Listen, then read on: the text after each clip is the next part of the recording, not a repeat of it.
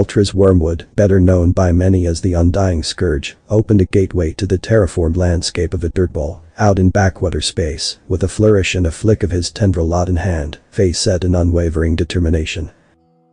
My armies have been depleted, but it matters not. I will simply raise a new one. Battles with cosmic forces of light and justice had rendered the necromage's previous armies null, repelling his attacks and freeing his thrall souls from their corpses before Ultras could overwhelm and convert the damned flower-sniffing, life-loving freaks. Ultras walked through the ghastly green, ethereal portal of his own construction, leaving the tattered moon he'd been hiding out on following his last defeat behind and embracing a new world. One he recognized the landscape of, even if he couldn't fully identify it. Once he arrived, he scowled, immediately assaulted by the scent of verdant greenery. It burned his eyes, made his tentacles spasm, made his nostrils tingle and flare. Covering his face, Ultras took to the skies and searched for some place on the planet, more forgiving, more accepting of his particular penchant for death and decay. When he first felt a wave of putrescence hit him, his senses cried out in relief. He immediately sailed towards the area, careening through the air and feeling he could finally breathe once the foresty surroundings from before started to bleed into a rough and desolate plain, with a sulfuric tinge that Ultras couldn't quite place. He landed with a slight bend of the legs and immediately set to work on scanning the area, with his system trying to determine the cause of said smell and just how many dead laid in the area. Results came fast, and though they didn't account for every aspect of Ultras's questions, they at least told him what he'd suspected was true.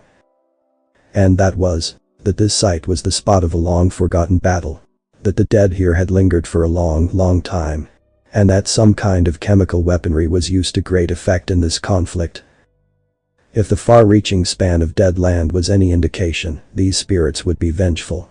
They had died without having their honor fulfilled, without having a chance to fight for what they cared for. They would be easy to bend, break, and otherwise convert. Ultras took stock of the corpses. He was taken aback by the number. 110,000 skeletons. It was more than twice what he'd scrounged from the last 3 battlefields he'd visited. He could only hope these spirits were powerful enough to back up that impressive number with some substance. He pulled out a single skeleton from deep within the earth, ripping inside and plucking out the bones, and arranging them all neatly in what he assumed was their proper place, preparing to perform his foul ritual. The vertebrate creature he'd arranged looked nothing like anything he'd seen before. A scan counted 206 bones, and after some time and consideration, he realized where they all went and managed to reconstruct an image of a creature with both 2 arms and 2 legs. Bipedal like him, and yet completely different in height and shape and thickness to other such creatures the necromage had encountered. He brought up a handful more skeletons to compare, looking between each of them to determine this was the status quo of whichever species this was, before finally being satisfied. Animating the first skeleton and watching as the bones perfectly arranged themselves and the creature went from floating and glowing green to merely glowing, staring at its new master in a permanent smile. "The fuck's going on?" the skeleton said, and Ultras blinked hard. "Wah, what did you say?" The skeleton mimed, yawning, stretching as he spoke. "I said, the fuck is going on? I was asleep 5 seconds ago, and now I'm sat here chatting with your ugly mug. So, can you fill me in, or am I going back to sleep?" "What?" For the first time in centuries, Ultras felt the urge to read over the forbidden tome once again, for clarity on the summoning arts he'd purportedly mastered. Coughing, he fought for his composure as best he could. Brawls can be difficult sometimes. He had to not lose his head. "You're a dead warrior. Your immortal soul has lingered in the ether for time immemorial, and now, at your time of reckoning, I, the Undying Scourge, have come to bring you into my service." The tall skeleton stared down at him for a few moments, then burst into laughter. "Fuck off. You had me going for a sec. You really sell it, with your ye old mystic talk, you know. You're dead." Composure completely out the window at this point, Altris summoned a long mirror, thrusting it in front of the unliving construct of his own design and pointing his finger at it. Look. Look at yourself and tell me you haven't long departed this world. There was a long pause as the skeleton admired its own visage in the mirror, inspecting its teeth and tapping a bony finger against its chin. Eventually, it shrugged. Nah. Fake news, bud. I'd know if I was dead. I wouldn't be sat here talking to you, for a start. Grr. With a fitful kick, robes ruffling, Altris set about the process of reviving another skeleton, completely ignoring the blabbering nonsense of the first. Perhaps he'd happened to resurrect an outlier, and the rest would be more to the speed of the usual dead he encountered. The second skeleton returned to life with a shout, moving back 3 paces and looking all around like he was utterly befuddled before finally his eyes locked with the first skeleton. Keith. Matty boy. The first skeleton roared, running over to his companion with a skitter of gangly skelly legs, clapping his fallen comrade on the back. How the fuck did you recognize me? Total guess, mate. Just figured if I took too many edibles with someone, it had to have been you. Ah, fuck. Are we tripping balls right now? Skeleton 1 nodded to himself a few times, as if to affirm his own theory. We're tripping balls. Sarge will fucking murder us if he catches us, man. We're on thin ice as it is, mate. You've already been murdered. By a thermoplasmic device if I'm not mistaken. Who the fuck's this? Skeleton 2 asked, still a little wobbly. He pointed a long bony finger at Altris. Can you see him too? Yeah. That's weird, ain't it? He was telling me something about me being dead or something. Oh fuck, man. Skeleton 2 staggered up to Altris, waving the same finger he'd pointed with in reprimand. Look, man, you can't say shit like that to people. When they're high, they'll believe you. You gotta be smooth, you know. No bad vibes. That was the issue, he didn't believe me.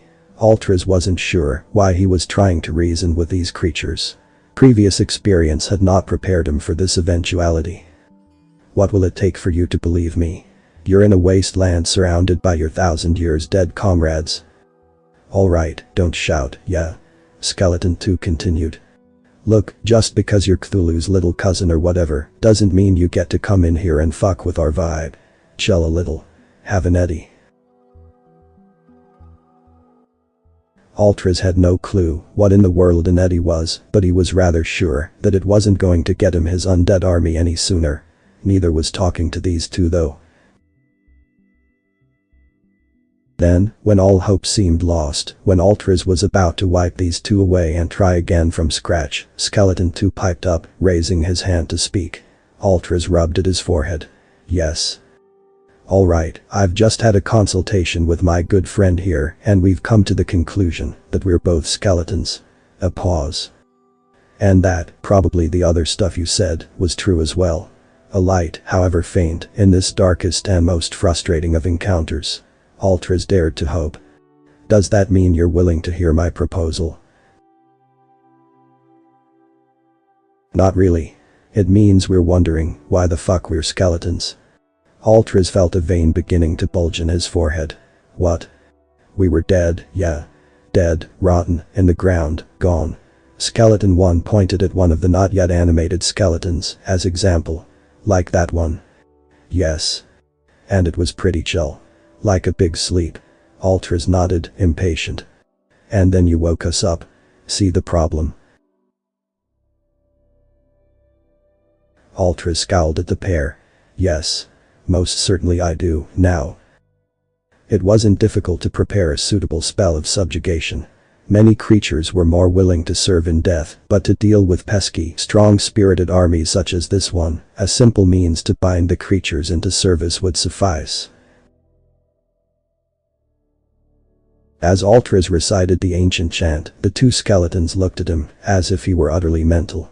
When he was finally finished, and the sigil lines had been painted across the air and affixed in every direction around the battlefield, hundreds of feet long throughout the sky, the first skeleton was tapping his foot. Listen, mate. I think we've been pretty patient with you so far.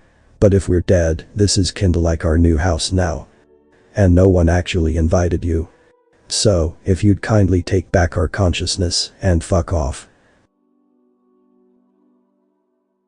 Ultras stared desperately up at the spell lines decorating the air for half a mile all around him. Lines he'd mastered over centuries of application and use. Lines he'd hoped would finally silence the inane chatter of the creature before him. Would bend him into servitude. Would be worth the depletion of his mana. Why isn't it working? Desperately, Ultras began to raise more and more skeletons, hoping to find a cooperative one. Spencer. Holy shit boys, how high are we? Dave. Nah, quiet down. I'll be up in a minute. Had HFY Narg. What did you get him up for? He's from the other army. Ultras poured increasing levels of mana into his spell, clamping spectral chains to the warriors as he raised hundreds, thousands of them.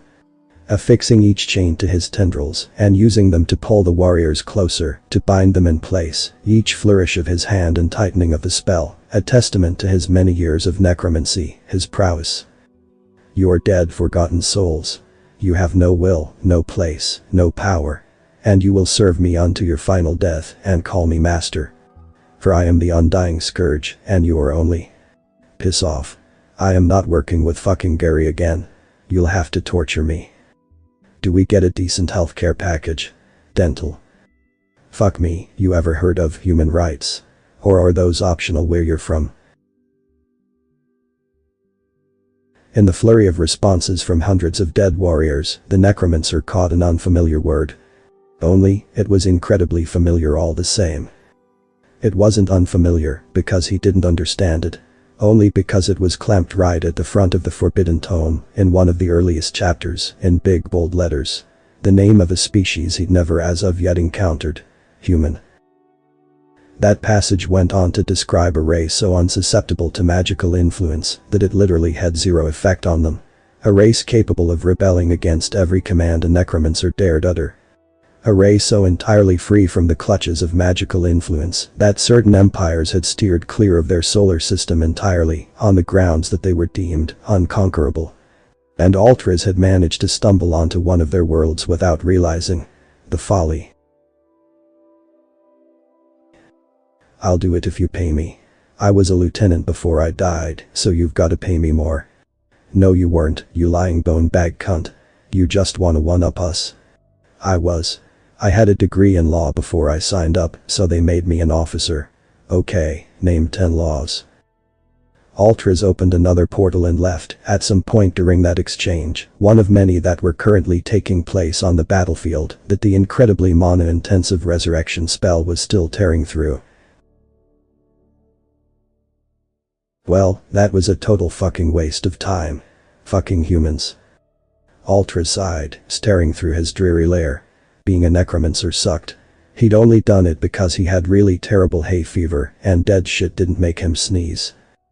He poured himself a glass of wine, thinking over his most recent failures, his legacy, the 400 years he'd spent trying and failing to usher the universe into a new era of death and darkness.